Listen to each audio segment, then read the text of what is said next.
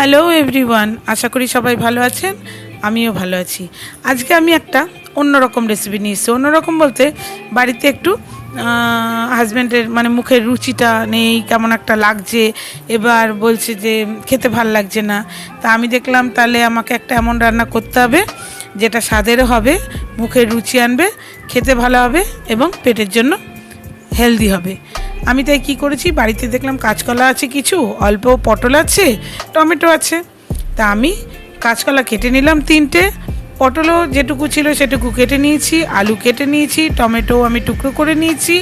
আর যেটা করেছি সেটা হচ্ছে কিছু মশলা নিয়ে নিয়েছি, কাশ্মীরি লঙ্কার গুঁড়ো, হলুদ গুঁড়ো, জিরে গুঁড়ো, ধনে গুঁড়ো এই নিয়েছি।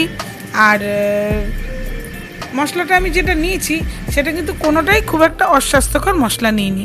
আর এদিকে আমি নিয়েছি টেস্ট বাড়ানোর জন্য, ওটাতে নিয়েছি মশলা তরকারির জন্য, আর এটা নিয়েছি টেস্ট ইনহ্যান্সার, মানে টেস্ট বাড়াবে তরকারির, গোলমরিচ, গোটা সাদা জিরে, তেজপাতা, একটা কাঁচা লঙ্কা, আর হচ্ছে এখানে নিয়েছি দারচিনি, লবঙ্গ, এলাচ আর একটুখানি জয়িত্রী। ঠিক আছে, জাস্ট অল্প একটু জয়িত্রী নিয়েছি। আর এই হচ্ছে আমার মশলা, বাড়তি আর কোনো কিছু আমি দিইনি। এইটা হচ্ছে আমার তরকারির স্বাদ বাড়ানোর জন্য। আর ওটা হচ্ছে তরকারির মেন ইনগ্রেডিয়েন্টস, হচ্ছে মানে মেন মশলা হচ্ছে জিরে, ধনে, লঙ্কা, কাশ্মীরি লঙ্কা আর হচ্ছে হলুদ। আমি কড়াই বসিয়ে কড়াই তেল দিয়ে তেল গরম করে নিয়েছি। এবার আমি কি করলাম, ওই যে গোটা মশলাগুলো নিয়েছিলাম সেগুলো তেলে দিয়ে দিলাম। আমি বারবারই বলেছি আমি গোটা মশলা সাধারণত তেলে এই জন্য ব্যবহার করি, এইটা ব্যবহার করলে না তরকারির স্বাদটা একটা অন্যই মাত্রা পায়, তার জন্য আমি এই মশলাটা একটু বেশিই ব্যবহার করি। আর আমি দিয়ে দিলাম একটা কাঁচা লঙ্কা। এখানে আমি কোনো শুকনো লঙ্কা ব্যবহার করিনি, কাশ্মীরি লঙ্কা ব্যবহার করেছি, কোনো শুকনো লঙ্কা ব্যবহার করিনি। পটল আলু সব কেটে আমি ধুয়ে রেখেছিলাম, আমি কড়াইয়ে দিয়ে দিলাম। ব্যাপারটা কি হয়েছে, সবসময় তো ঝাল তেল মশলা বা একটু স্পাইসি খাবার খেতে খেতে না বাড়ির লোকেরও একটু মুখ হয়ে যায়। কোনো দিন হয়তো খেতে ইচ্ছা করে না, মুখে স্বাদ থাকে না, বা শরীরটা হয়তো ম্যাজ ম্যাজ করে, তখন না এইরকম একটা তরকারি বানিয়ে দিলে কি হয়, শরীরের জন্যও ভালো হয়, মুখের স্বাদ ফিরিয়ে আনে এবং খেলে পরে ভারী ভারী লাগে না, খেলে পরে হালকাই লাগে, মানে শরীরটা হালকাই থাকে। কোনো মানে মশলাদার খাবার খেলে যেমন একটা শরীরটা ভারী ভারী লাগে, সেরকম লাগে না। তাই মাঝে মাঝে সব রান্নার মাঝখানে একটু এরকম একটা দুটো পদ করতে হয়। আলু পটলটা আমি খুব ভালো করে ওই তেলের মধ্যে ভেজে নিয়েছি, যে তেলটা আমি আগে তৈরি করে নিয়েছি গোটা মশলা দিয়ে, সেই তেলের মধ্যে আমি আলু পটলটা ভালো করে ভেজে নিয়েছি। না, পটলটা কিন্তু আমি অনেক ভাজিনি, দেখা যাচ্ছে তো পটলটা আমি অতিরিক্ত কিন্তু ভাজিনি, আলু পটলটা মাঝারিভাবে ভেজে নিয়েছি। নিয়ে এবার আমি কাঁচকলা দিয়ে দিলাম। কাঁচকলা কেন আমি আলু পটলের সঙ্গে দিলাম না, কারণ এইরকম যদি এতক্ষণ ধরে ভাজি কাঁচকলা, তাহলে কাঁচকলাটা গলে যাবে, এরপরে জল দিলে একেবারেই ঘেটে যাবে। তার জন্য আমি কাঁচকলাটা আলু পটলটা বেশ ভেজে তারপর কাঁচকলাটা দিয়েছি। আমি ভেজে নেবো এগুলো একটু ভালো করে ভেজে নিয়ে তারপরে স্টেপগুলো দেখাচ্ছি আপনাদের। সবাই কেমন আছেন এই গরমে, এই বৃষ্টিতে? আশা করি সবাই ভালো আছেন, সুস্থ থাকবেন, শরীরকে ভালো রাখবেন, হেলদি আর টেস্টি খাবার খাবেন। আর একটা কথা বারবার বলি, আবারও বলছি, শরীর তো খারাপ হলে ওষুধ পাওয়া যায়, মন খারাপ হলে কিন্তু কোনো ওষুধ পাওয়া যায় না। তাই সবার আগে মনের যত্ন নেবেন, মনটাকে ভালো রাখবেন। মন ভালো থাকলে না বেশিরভাগ ক্ষেত্রে শরীরের কিছু কিছু ছোটোখাটো অসুখ এমনিই সেরে যায়। তাই মনটাকে কিন্তু সবার আগে ভালো রাখতে হবে, কারণ মনে রাখতে হবে মন খারাপের কিন্তু কোনো ওষুধ নেই। কেমন সে একটা গান আছে না, কেন রোদের মতো হাসলে না, আমায় ভালোবাসলে না, এই রকম কিছু গান শুনবেন, দেখবেন মন ভালো হয়ে যাবে, রোদের মতো মন হাসতে শুরু করবে। কেমন? আমি টমেটো দিয়ে দিলাম এর মধ্যে, যে টমেটোগুলো আমি কেটে সিড ছাড়িয়ে রেখেছিলাম সেই টমেটো দিয়ে দিলাম কেটে। ভালো ভালো গান শুনবেন, গান শুনলে কিন্তু মন ভালো থাকে, সত্যি বলছি।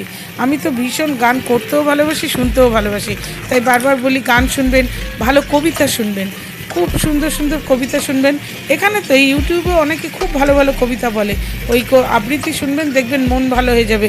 সবথেকে বড় কথা, নিজের অনেক না বলা কথা, অনেক না বলা কষ্ট ওই আবৃত্তির মধ্যে একাত্ম হয়ে গিয়ে দেখবেন ভুলে যাবেন। আমি টমেটো দিয়ে নাড়াচাড়া করে নিচ্ছি ভালো করে, মানে যাতে টোটালটাই একসঙ্গে মিশে যায়। আবারও বলছি, একটু চেষ্টা করবেন টাইম দিয়ে করার। আমি কিন্তু অনেকটা টাইম দিয়ে রান্নাটা করি এবং চেষ্টা করি যতটা সম্ভব আপনাদের টাইমটা দেখানো। কিন্তু ব্যাপার কি, পুরো তো টাইমটা দেখানো যায় না। পুরো টাইম দেখা তো ওই যে বলেছিলাম যে 2-3টে এপিসোড করতে হবে, সেটা তো সম্ভব না। ও আরেকটা কথা বলি, আচ্ছা ওই যে আমি গরম মশলা গুলে রেখেছিলাম, সেই গরম মশলাটা না সরি গরম মশলা না, ভুল বললাম। আমি যে মশলাগুলো রেখেছিলাম সেই মশলাগুলো গরম জলে গুলে রেখেছিলাম। আমি তো মশলাগুলো গুঁড়ো মশলা সবসময় গরম জলে দিয়ে রাখি, গরম জলে গুলে রেখেছিলাম, সেটা মিশিয়ে দিলাম। ও আরেকটা কথা যেটা বলছিলাম, অনেকে বলছে আমি কথা নাকি খুব তাড়াতাড়ি বলছি, মানে আমার কথাটা খুব ফাস্ট হয়ে যাচ্ছে। আচ্ছা বলুন তো এদের আমি কি করে বোঝাই? আমি যদি কথা ধীরে বলি তাহলে তো আমার ভিডিওটা আরও বড় হয়ে যাবে। এবার আরও বড় ভিডিও এক তো আমার আপলোড করতে বিশাল সমস্যা হবে, সেকেন্ড হচ্ছে আপনারা কি দেখবেন অত বড় ভিডিও? বলুন তো 10 মিনিট 11 মিনিট 8 মিনিটের ভিডিওই লোকে ঠিকঠাক করে দেখে না, তারপর যদি আমি আরও বড় ভিডিও দিই তাহলে কি দেখবে মানুষ বলুন? তাহলে এর থেকে ধীরে কথা বললে আমার তো ভিডিওটা কত বড় হয়ে যাবে। আমি এদের কি করে বোঝাই? যাই হোক, তবু চেষ্টা করলাম যে সবারই ঠিকঠাক জায়গায় রাখতে। যারা বড় ভিডিও দেখবে না তাদের জন্য ভিডিওটা ছোট করতে, আর যারা বলছে কথা ফাস্ট হয়ে যাচ্ছে তাদের কথাও রাখতে। আসলে ব্যাপার হয়ে গেছে কি, আমাকে তো সবারই কথা রাখতে হবে, তাই না? আমি যখন একজন ক্রিয়েটার, আমি যখন একটা কিছু ক্রিয়েট করছি, তখন ডেফিনেটলি আমাকে মাথায় রাখতে হবে কার কেমন পছন্দ, কীভাবে কি করলে পরে সবাই, অ্যাকচুয়ালি কার নয়, মানে জিনিসটা আমি কিভাবে প্রেজেন্ট করলে পরে সবার ভালো লাগবে, তাই না? তাই আমাকে তো ওই ব্যাপারটা নজরে বা মাথায় রাখতেই হবে। সেটা রেখে, আচ্ছা এই দেখুন আমি নুন দিয়ে দিয়েছি, আমি কিন্তু সব মশলাগুলো দিয়ে কষিয়েছি, নুন মিশিয়েছি, নুনটা আমি আগে দিইনি কেন? এইখানে কিন্তু একটা ব্যাপার আছে, নুনটা আমি সবার পরে দিলাম। এটা আপনাদের প্রশ্ন থাকতেই পারে, কেন নুনটা আমি আগে দিলাম না? নুনটা আমি আগে এই জন্য দিইনি, আমি যদি নুন দিয়ে এগুলো ভাজতাম না তাহলে সব গলে যেত। কেমন? কারণ নুন দিলে তো সব সেদ্ধ হয় না, কাঁচকলা থেকে আরম্ভ করে সব গলে যেত। জল দিলে পরে ওটা পুরো একদম নষ্ট হয়ে যেত। তারপরে ওই জন্য আমি সবগুলো মশলা দিয়ে খুব সুন্দর করে ভেজে নিয়ে তারপর নুনটা দিয়ে জল দিয়ে দিয়েছি। তাহলে কী হবে, জল আর নুন পড়লো, সেদ্ধর জিনিস সেদ্ধ হবে, কিন্তু ওরকম সেদ্ধ হবে না। ভাজা নুন দিয়ে হয়ে যাওয়ার পর জল যদি দিতাম তাহলে তো একদম সব শেষ। বলে দিলাম নুনটা কেন পরে দিয়েছি। পর স্টেপ কিন্তু আমি খুব সুন্দর বলছি, কেমন? হ্যাঁ, মনে হতে পারে খুব সাধারণ তরকারি, কিন্তু খেতে কিন্তু অসাধারণ হয়েছে। সত্যি বলছি, মিথ্যে বলছি না, বানিয়ে বলছি না, খেতে অসাধারণ হয়েছে। দেখুন আমার তরকারিটা প্রায় হয়ে এসছে। এবার আমি ঢেলে নিয়েছি। এবার বলবেন ঢেলে আমি কেন আবার ফোটাচ্ছি? এই জন্য, যেটার মধ্যে আমি ঢেলেছি ফোটাচ্ছি, কারণ আমার বাড়িতে সবাই যখনই খাক তাদের গরম খাবার চাই। তাই ওই পাত্রটাকে যার মধ্যে রেখেছি ওটাকে গরম করে নিলে কী হবে, খাবারটা অনেকক্ষণ গরম থাকলে। তাহলে কেমন লাগলো বলবেন। আবার আগামী একটা রেসিপিতে দেখা হবে। সবাই ভালো থাকবেন, মন ভালো রাখবেন।